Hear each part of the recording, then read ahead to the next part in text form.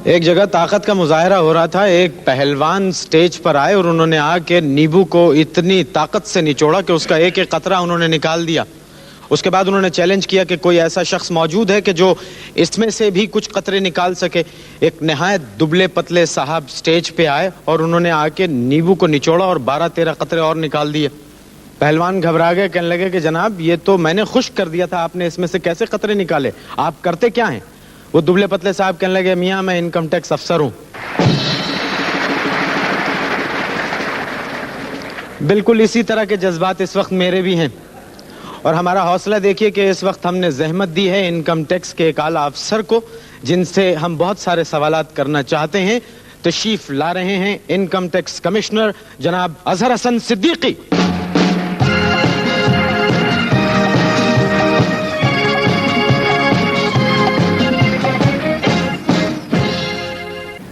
ये एक सवाल हर एक के जहन में वो मैं आपसे पूछना चाहूंगा कि लोग मौत के फरिश्ते से इतना नहीं डरते जितना इनकम टैक्स वालों से डरते हैं, ऐसा क्यों है? ऐसी तो कोई बात नहीं है जनाब। ये आपको इतने ख़वातीन और हजरात जो बैठे हैं ये परेशान और खौफज़दा दिखाई दे रहे हैं। अगर ऐसी बात होती तो यहाँ हॉल में सिर्फ मैं होता और आप शायद प्रोग्राम पूरा करने के लिए होते, वरना हॉल खाली होता। नहीं जनाब, ये तो अभी मजबूरन सब हंस रहे हैं, साल के आखिर में सब रोते हैं। नहीं ऐसी तो बात नहीं है। आपका तजर्बा क्या है? आप भी तो 2-3 दफ़े तशरीफ़ ला चुके हैं मगर हंसते हुए ही गए। जी हाँ, आप तो टेलीविजन पे यही कहेंगे कि मैं हंसता हुआ गया।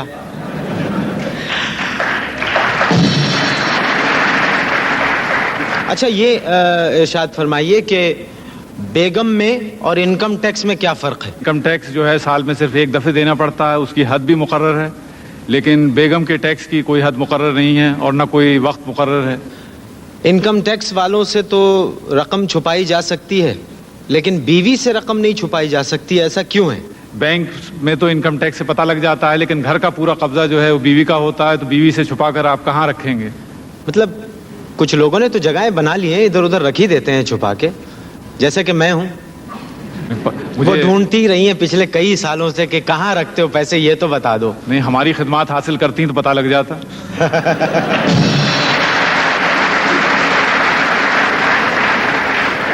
अच्छा, एक सवाल है जो यहाँ जितने लोग बैठे, मेरा ख्याल है ये सारे मेरी बात से इत्तफाक करेंगे कि जब हुकूमत ज़कात ले रही है तो फिर इनकम टैक्स क्यों लेती है? इसका जवाब बहुत आसान है जी। ज़कात एक मजहबी फरीज़ा है।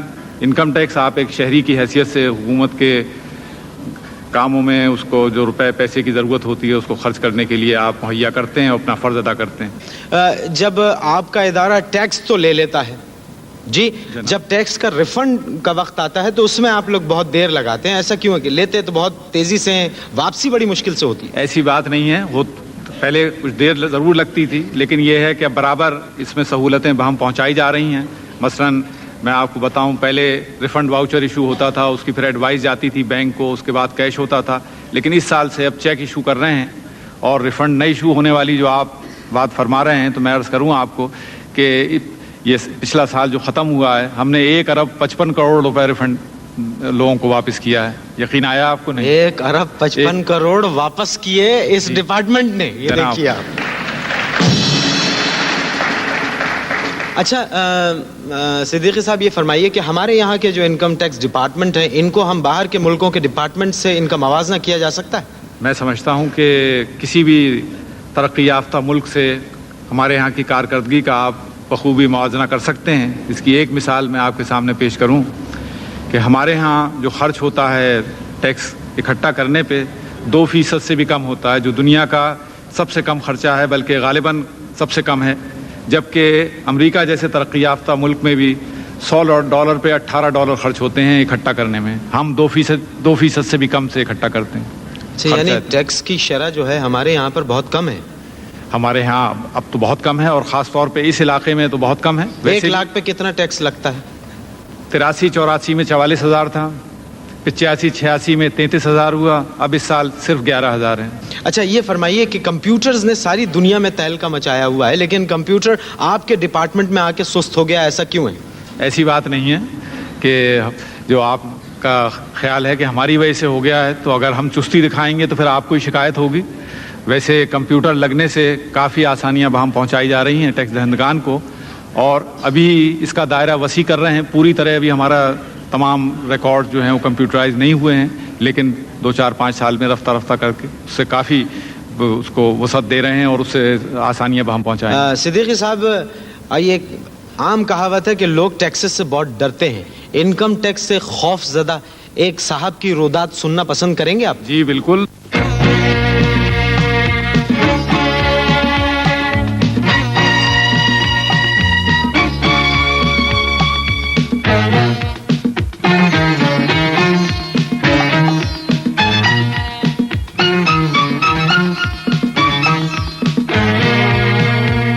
ये इनकम टैक्स का नोटिस है, बाप रे बाप, बाप रे बाप, कागज पे ये कैसी घिस-घिस है, बाप रे बाप, बाप रे बाप, ये इनकम टैक्स का नोटिस है, बाप रे बाप, बाप रे बाप, बाप रे बाप।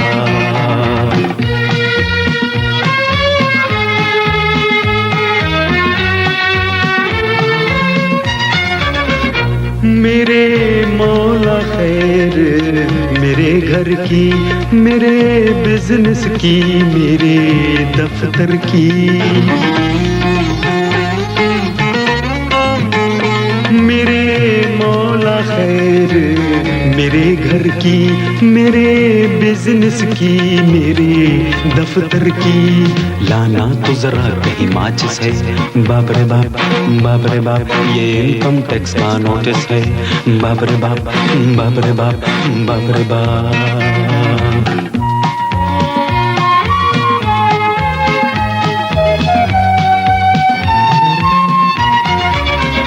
खाली है बरत भर दो फौरन, 2 लाख अदा कर दो फौरन,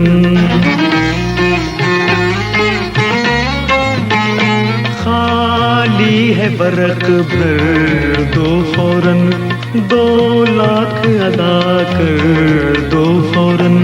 ये दुनिया कितनी बेहिस है, बाप रे बाप, बाप रे बाप, ये इनकम टैक्स का नोटिस है, बाप रे बाप, बाप रे बाप, बाप रे बाप।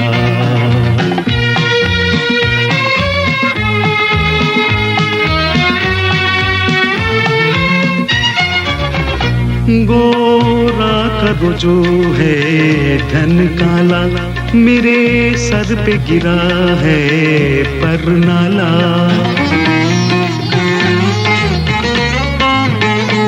गोरा का जो है धन काला, मेरे सर पे गिरा है पर नाला, मेरा सारा धंधा डिसमिस है, बाप रे बाप, बाप रे बाप, ये इनकम टैक्स का नोटिस है, बाप रे बाप, बाप रे बाप, बाप रे बाप।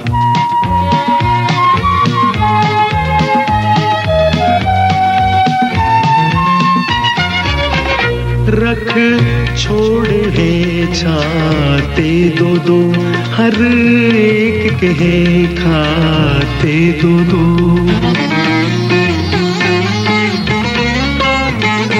रख छोड़े हैं छाते दो दो, हर एक के हैं खाते दो दो।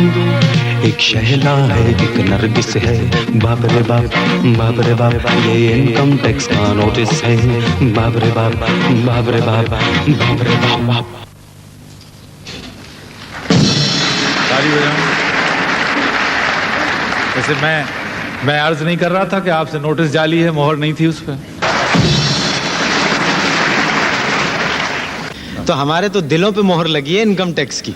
इस वक्त हमारे दरमियान एक ऐसी गुलकारा मौजूद हैं जिनकी आवाज़ दुनिया के गोशे गोशे में सुनी जाती है, बहुत नाम है, आप खूब जानते हैं। तशरीफ लाती हैं रूना लैला।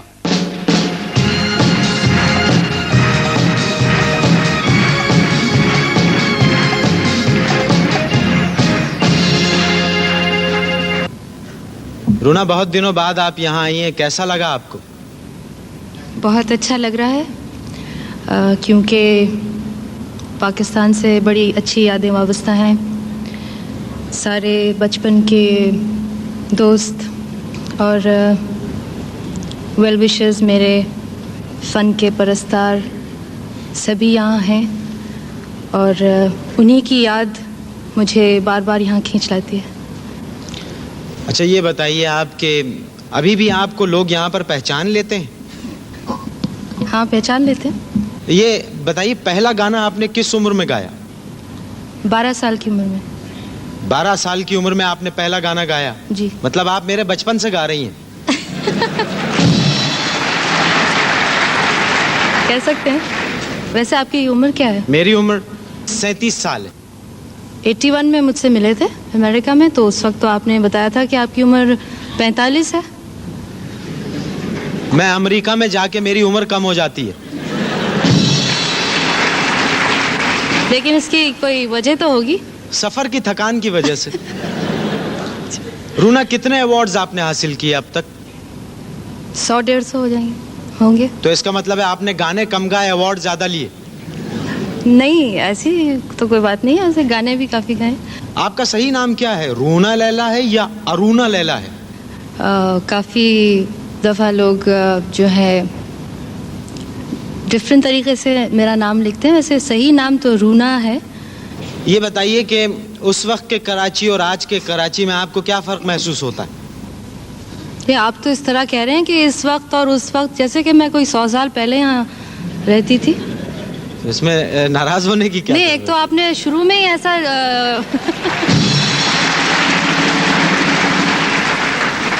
एक तो आपने शुरू में ही ऐसा कह दिया कि मेरे बचपन में आप गाया करती थी, तो अब उसके बाद आप ये बात कर रहे हैं तो कैसा वो हो जाती हैं खवातीन उम्र के मामले में? जाहिर है। अच्छा, वैसे आपने अपनी उम्र तो बताई, लेकिन आपका सही नाम क्या है वैसे? मेरा नाम रूना लैला हरगिज नहीं है। शुक्र है नहीं है। नहीं, वैसे मेरा नाम है मोइन अख्तर। लेकिन मेरी बेटी तानी, उसने आपका बड़ा अच्छा नाम रखा है। क्या नाम रखा है उसने? मोइन अख्तर। अब तो उससे कहिए कि अब नाम रख दे मोइन बत्तर। मेरा यही ख्याल है।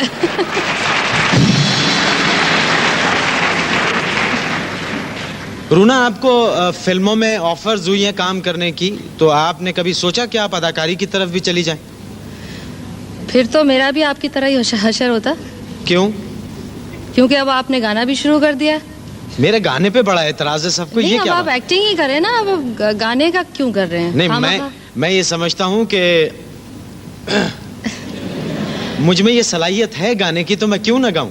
क्यों खवातीन हज़रात, अगर है सलाहियत तो गाता। इतनी तालियों के बाद तो अब गाना नहीं छोड़ेंगे, मुझे नहीं लगता। जाहिर है, ये तो मॉरल सपोर्टर्स हैं मेरे। इन लोगों ने तो हमेशा कदम कदम पे मेरा साथ दिया है, कदम कदम पे। वैसे मैं ये देख रही थी जो आप इशारा कर रहे थे। वैसे पता नहीं क्यों लोग चाहते हैं कि मैं गाता रहूं। वैसे कोई ऐसी बात नहीं है, हम लोग तो इस प्रोग्राम के बाद चले जाएंगे, लेकिन ये भुगतते रहेंगे आपको काफी अर्से। आप ये बताइए कि वहां बांग्लादेश टेलीविजन पे आप गा रही हैं? जी हाँ। यहाँ का टीवी आपको कैसा लगा? जापानी है।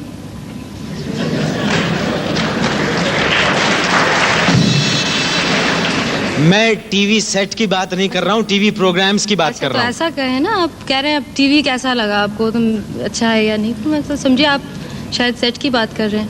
नहीं, प्रोग्राम कैसा लगता है आपको यहाँ का? प्रोग्राम्स वैसे तो देखने का मौका नहीं मिलता।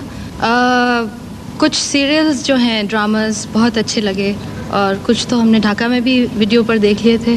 ख़वातीन हज़रात, एक मुस्तनद नाम है, मौसीकी की दुनिया का एक रोशन सितारा तशरीफ ला रहे हैं म्यूजिक डायरेक्टर जनाब निसार बज़मी।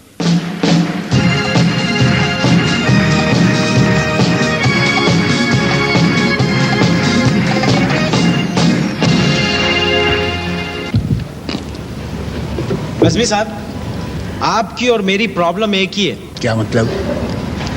क्या मतलब? मतलब ये कि मैं बनना चाहता था बैरिस्टर, बन गया अदाकार। आपके बारे में सुना है आप बनना चाहते थे गुलकार, बन गए मौसीकार। जी हाँ, मैं गुलकार बल्कि गायक बनना चाहता था।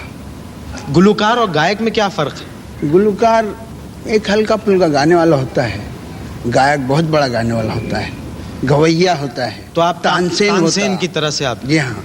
मतलब आप चाहते थे कि वो जब आप गाएं तो दिए जल उठें हाँ, और पानी बरसने लगे? जी हाँ। और अगर वो गाता तो जरूर दिए जलाता, जरूर पानी बरसाता। अच्छा, तो बात कहाँ तक, ट्यूबलाइट तक आके रह गई? जी हाँ, वहीं तक रह गई। बज़मी साहब, ये सवाल मैं आपसे ज़रूर करूँगा, क्या इन किस्सों में सदाकत है कि तानसेन जब गाया करते थे तो वो चिराग जल जाया करते थे? ये सही बात है ये, या ये महज किस्से हैं? जी हाँ, नहीं, सही बात थी, इसलिए कि वो बड़ी पाकीज़गी और रूहानियत के साथ गाते थे। उसमें कोई किसी किस्म की गलादत नहीं होती थी। लिहाजा एहसास करके गाते थे और सुर को समझ कर गाते थे। लिहाजा सुर में तो तासुर है कि एक आदमी को हंसते को रुला देता है, रोते को हंसा देता है। बज़मी साहब, पहली फिल्म आपकी कौन सी थी? मेरी पहली फिल्म ऐसा भी होता है। ऐसा भी होता है, हाँ। जिसके बड़े मशहूर गीत थे, मोहब्बत में तेरे सर की कसम, ऐसा भी होता है। हो तमन्ना और क्या जाने तमन्ना आप हैं। अच्छा, एक आपने गाना इसी फिल्म में बनाया था और मैं कहता हूँ कि यकीनन वो बड़ा बाकमाल गाना था कि शायद कोई ऐसा म्यूजिक डायरेक्टर मुझे पहले नजर नहीं आया जिन्होंने कोई अगर हकला के बोलता हो उसको आपने गाने में डिस्ट्रीब्यूट करके गाना बनाया था और लगता था कि कोई ऐसा ही शख्स गा रहा है। हमको भी इश्क ने बाबा बुद्धू बना दिया। तो ये आपने कैसे कंसीव करके बनाया इसको? ये जो किरदार वो था हिकले का, अब वो गाना गाना चाह रहे थे तो उनको गवा दिया। वैसे कितने अवार्ड्स हासिल किए बज़मी साहब आपने? तकरीबन 15-16 अवार्ड हासिल किए। 15-16 अवार्ड फिल्म के लिए? जी हाँ। अच्छा, ये बताइए, रूना लैला को आपने बहुत गाने गवाए हैं। जी। रूना आपकी नज़र में बहसियत गुलकारा कैसी है? पहले भी बहुत अच्छी थी, आज भी बहुत अच्छी है। ये बताइए कि गले में ये दर्द किस तरह पैदा होता है, टाउंसल्स के बढ़ जाने से? नहीं, बल्कि देखिए ना, ये दर्द नहीं होता बल्कि इसको सोज कहते हैं। सोज? हाँ, वो आवाज़ का सोज होता है। गुदाज आवाज़ हो तो उसमें सोज होता है, और अगर थोड़ी सी तेज़ी हो आवाज़ में तो उसमें साज होता है। मैं आपका मतलब है टाउंसल्स के बढ़ने से दर्द का कोई ताल्लुक नहीं? नहीं, वो तो फिर उसको बिस्तर पर जाना पड़ेगा। आपको हंसते हुए मुस्कुराते हुए देख के मुझे बड़ी खुशी हो रही है, वरना आपको देखने से पहले तो ये इम्प्रेशन आता है कि आप बहुत गुस्से वाले और बिल्कुल खामोश बैठने वाले इंसान होंगे, लेकिन आप बड़े हलीम हैं, बड़े शफीक तबीयत के मालिक हैं। तो मैं ये चाहता हूँ कि आपकी इन मुस्कुराहटों में, बल्कि आप सबकी मुस्कुराहटों में मैं मज़ीद इजाफा करवा दूँ। इस सिलसिले में एक ऐसे साहब को जहमत दे रहा हूँ जो स्टेज की दुनिया का एक जाना पहचाना नाम है। तशरीफ लाते हैं अयाज खान। एक साहब की सास को अगवा कर लिया गया। 3 दिन के बाद टेलीफोन पे आवाज आई, हेलो, 5 लाख रुपया पहुंचा दें वरना हम आपकी सास को छोड़ देंगे।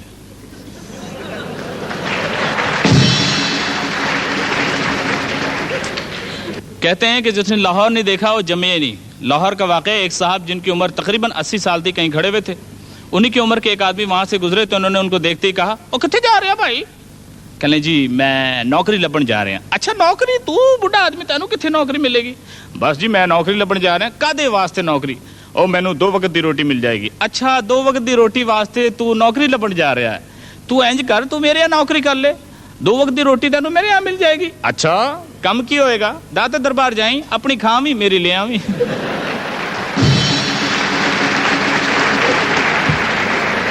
आपको जैसा कि पता है, आप जानते हैं, एक साहब ने जुमे की नमाज पढ़ी। जैसी ही नमाज पढ़ी, नमाज पढ़ते ही सलाम फेरते ही बराबर वाले साहब कहने लगे कि तेनू पता नहीं है कि जुत्ती आगे मत रखा कर, जुत्ती आगे रखने से नमाज नहीं होती। उसको गुस्सा आ गया, कहने लगा जुत्ती पीछे रखने से जुत्ती नहीं होती। Thank you.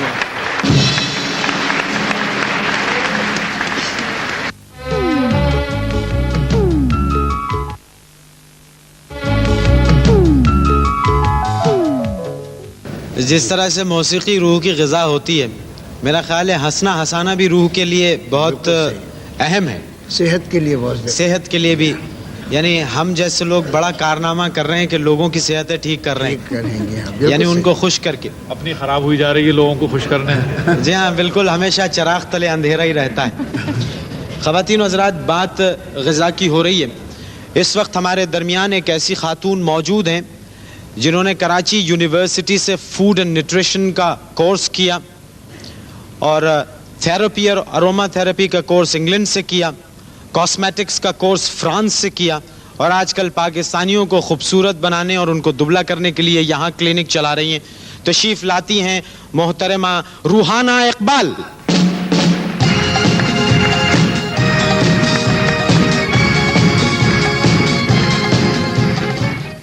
रूहाना साहिबा, हमारे यहाँ पर पहले तो ये बताइए कि ये मुतवाज़िन ग़िज़ा का क्या तस्वुर है? मुतवाज़िन ग़िज़ा जो है वो हमें नॉर्मल और फिट रखने के लिए बैलेंस डाइट जो होती है उसको कहते हैं। आपको मालूम है हमारे यहाँ ज़्यादातर लाइक्स एंड डिसलाइक्स पे हम लोग अपना मेनू बनाते हैं। जो पसंद है वो रोज़ खाए जा रहे हैं, बेशक उसके असरात कुछ भी हों, और उसी लिहाज से ये है कि जो चीज़ जिस्म को चाहिए हम उसको फीड ही नहीं करते। उसमें ये भी ज़रूर हो सकता है कि हमें ख़ुद वो इल्म ही नहीं है कि मुतवाज़िन ग़िज़ा क्या है, और उसके लिए मेरे ख्याल में मेरे ऑडियंस के लिए मैं बहुत छोटी सी और आसान तरकीब जो नॉर्मल फिटनेस के लिए उनको बताना चाहूँगी कि अगर आप अपनी डाइट में 4 हिस्सों में ग्रुप हम अपने खानों को डिवाइड कर देते हैं कि एक आपका मिल्क ग्रुप है, एक आपका सीरियल ग्रुप्स है जिसमें अनाज और उससे ताल्लुक़ रखने सब्ज़ी और फल हैं, और चौथा गोश्त की है। और दिन के तीनों खानों में अगर आप इन चारों ग्रुप्स में से एक एक हिस्सा शामिल कर लेंगे तो आपकी डाइट बिल्कुल बैलेंस होगी, जिसको मुतवाज़िन ग़िज़ा कहा जाएगा। मतलब ये तो गरीब आदमी तो बेचारा ज़िंदगी भर ये नहीं कर सकता।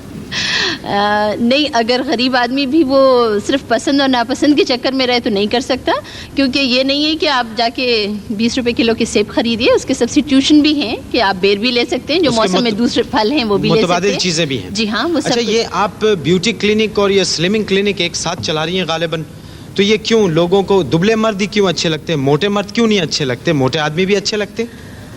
मेरे ख्याल में तो वही बात है कि beauty lies in the eyes of the beholders. मैं कहूँगी कि अपनी अपनी पसंद है, कुछ को मोटे पसंद है, कुछ को दुबले पसंद है, और उसके लिहाज से ये है कि बैलेंस जो है वो हर चीज़ का ज़्यादा बेहतर होता है। और हमारे यहाँ जो ब्यूटी क्लिनिक आप कह रहे हैं और स्लिमिंग क्लिनिक टुगेदर जो चला रहे हैं, उसमें सिर्फ ये है कि मेरे नज़दीक हुस्न का ताल्लुक़ जो है वो सिर्फ शक्ल से नहीं है, पूरी पर्सनैलिटी इन्वॉल्व होती है।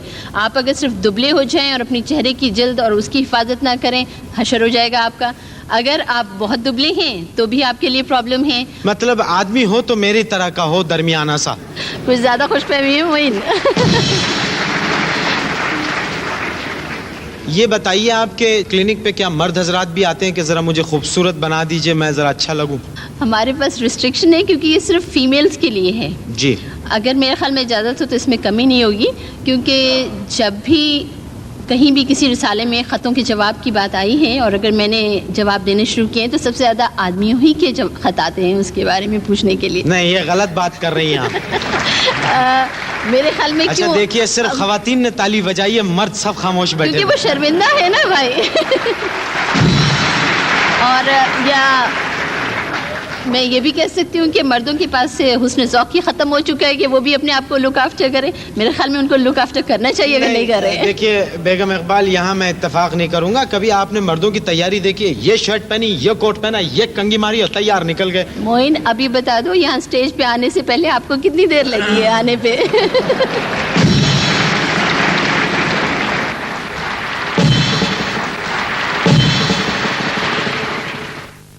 ख़वातीन और हज़रात, कैलिफोर्निया आपको लिए चलते हैं जहां हमारे दोस्त सलीम जदून से आपकी बातचीत कराते हैं।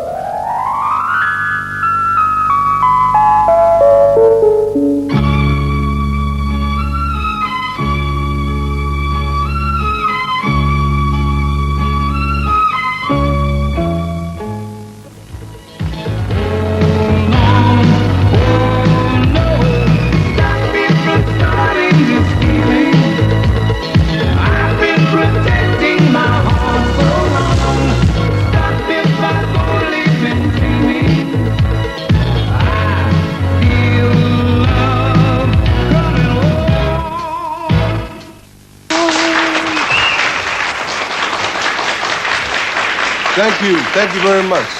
Jadun, this is Moin Akhtar from PTV. Oh, hi Moin, how are you? I'm fine, thank you. How are you? I'm fine. How long you have been singing in America, Jadun? It's been about nearly 10 years now. Oh, quite a big time. Have you ever Right. tried and sing in Urdu? I've never tried to sing in Urdu before, but I have a special song for my country. All right, then let's have it. Okay? All right. Let's go. Come on.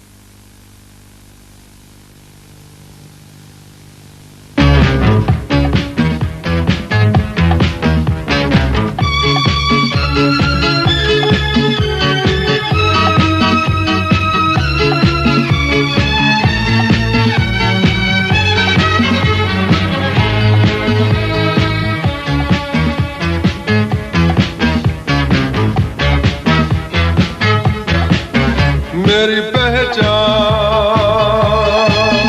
मेरी पाक ज़मीं रहूं परदेस में जहां भी कहीं मेरी पहचान मेरी पाक ज़मीं रहूं परदेस में जहां भी कहीं मेरी पहचान मेरी पाक ज़मीं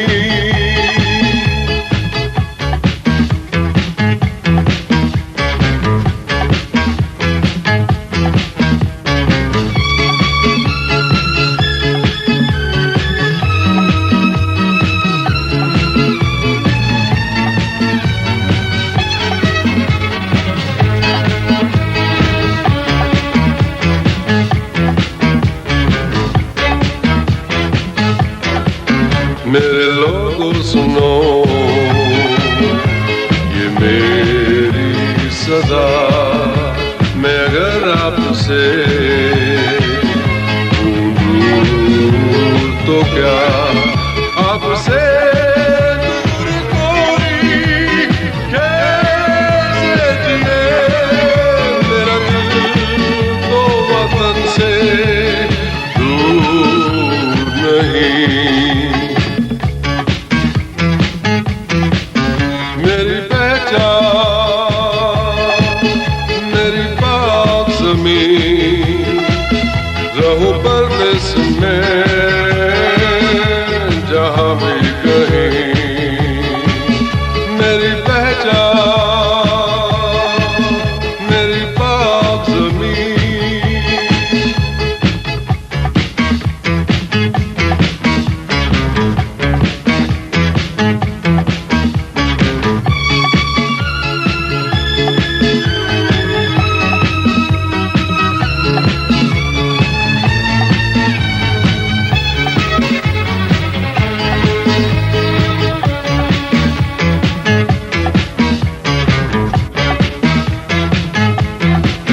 ये दुआ है कोई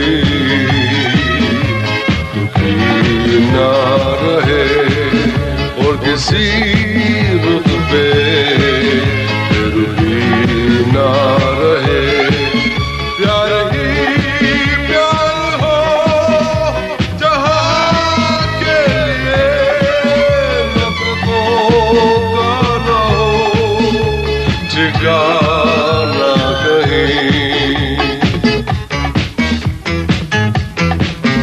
मेरी पहचान मेरी पाक ज़मीं रहूं परदेस में जहां भी कहीं मेरी पहचान मेरी पाक ज़मीं रहूं परदेस में जहां भी कहीं मेरी पहचान मेरी पाक ज़मीं मेरी पहचान मेरी पाक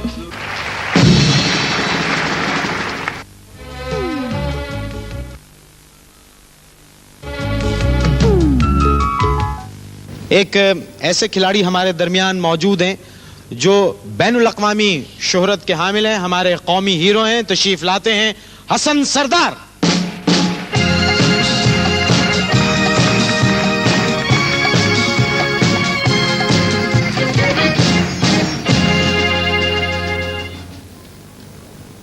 हसन, आपने देखा कि लोग आपसे कितनी मोहब्बत करते हैं। जी हाँ, ये लोगों की मोहब्बत है, खुलूस है। तो ये इतनी मोहब्बत सिलेक्टर्स के साथ क्यों नहीं करते? अगर धांधलियाँ वो करनी छोड़ दें तो लोग ज़रूर मोहब्बत करेंगे उनसे।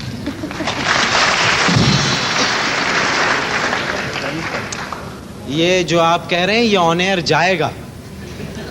हाँ, मुझे अब कोई फर्क नहीं पड़ता।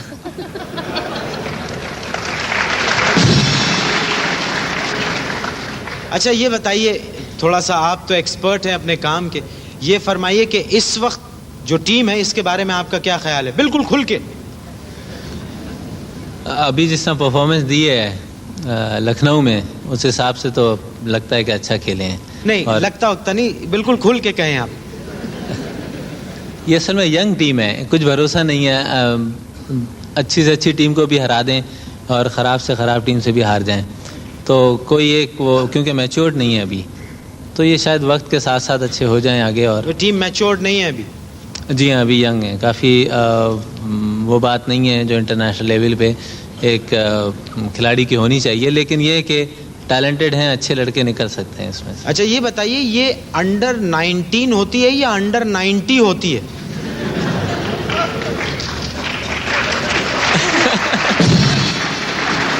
इतना तो फर्क नहीं रखे आप, ये 2-3 साल का रख लें। तो इसमें इतना हंसने की क्या जरूरत है?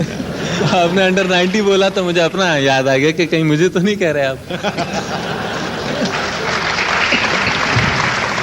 अच्छा, ये बताइए हसन, ये जो क्या कहते हैं उसको, ऑस्ट्रोट्रफ, ये जो है, ये कहीं हमारी टीमों को, बरसगीर की टीमों को कमज़ोर करने के लिए तो ये हमारे वहाँ नहीं भेजा गया? ये नहीं मोइन साहब, ऐसी बात नहीं है। मेरे ख्याल से हम तो खेलते हैं फॉरवर्ड पे डिपेंड करते हैं, मतलब ऑफेंसिव खेलते हैं, तो उस हिसाब से तो एस्ट्रोटर्फ बहुत अच्छी है और फॉरवर्ड लाइन पे बेस करते रहे हम। तो आप देखें कि जब ये नई इंट्रोड्यूस हुई है 79-80, तो हम ये सारे दुनिया में टूर्नामेंट जीतते रहे। अब हमें फ़र्क इसलिए महसूस हो रहा है कि हमारी टीम वो नहीं रही, उनकी वही टीम है जिनको हम हराते रहें, लेकिन हमारे सब चेंज होते रहें तो अब वो हमसे बेहतर हो गए हैं। ये बताइए कि ये हॉकी खेलने वालों को मुआवजा कितना मिलता है? कुछ भी नहीं मिलता, ये 20 रुपए मिलते हैं डेली। तो मैंने यानी तो ये इसके अलावा 20 क्या फी सबीलिल्लाह खेलते हैं आप लोग?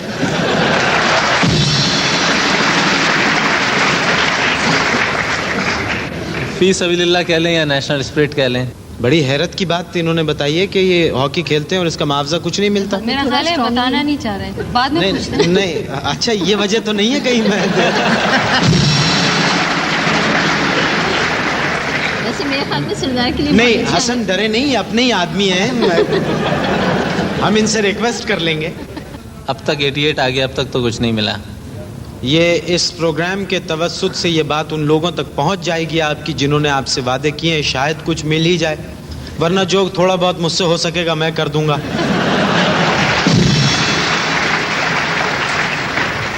नहीं, खैर, ये तो मैं मजाक कर रहा था। अल्लाह का दिया तो आपको बहुत कुछ है, लेकिन ये बड़ी हैरान कुन आपने बात बताई कि आप लोग जाके इतनी नुमाइंदगी करते रहे और उसका मुआवजा नहीं मिलता आपको। मैंने तो बहुत कहा था कि कम से कम उतनी तो मिले जितना कि एक मजदूर को मिलती है। 50 रुपए तो मजदूर लेता है। आजकल आप कस्टम में मुलाजमत कर रहे हैं जी, तो फिर अगर मुआवजा नहीं मिलता हॉकी में तो कोई बुरी बात तो नहीं है इसमें, क्या?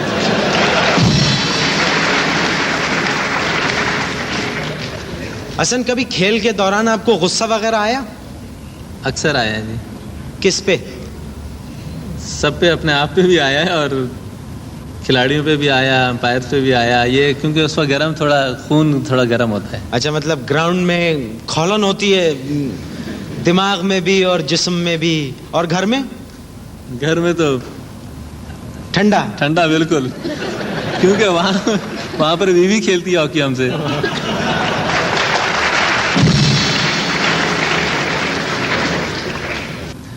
अच्छा, ये बताइए कितने इनामात या एजाज़ात जीते हैं आपने? अब तक जितने भी टूर्नामेंट्स हुए हैं इंटरनेशनल सारे जीते हैं। World cup, Olympics, Asian games, Asia cup, champions trophy सारे जीते हुए हैं। आपको क्रिकेटर्स की तरफ, फिल्म वालों की तरफ से कभी ऑफर हुई? हाँ जी हुई है, इंडिया पाकिस्तान दोनों की। क्या रोल ऑफर हुआ आपको? नहीं जी, वो क्रिकेटर्स तो हीरो आ रहे हैं, मुझे विलन रखा था।